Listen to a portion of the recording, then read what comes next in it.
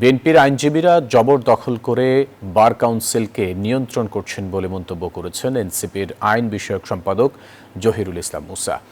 বৃহস্পতিবার হাইকোর্ট ভবনের সামনে সংবাদ সম্মেলনে এই কথা বলেন এনসিপির এই আইনজীবী।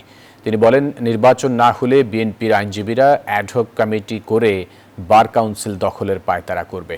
এর আগে দেশের জ্বালানি সংকটের কারণে বুধবার নির্বাচন স্থগিতের এক বিবৃতি দেয় বার কাউন্সিল। আগামী ১৯ মে বার কাউন্সিলের ৭টি এবং আঞ্চলিক আসনের ৭টি আসনে নির্বাচন হওয়ার কথা ছিল।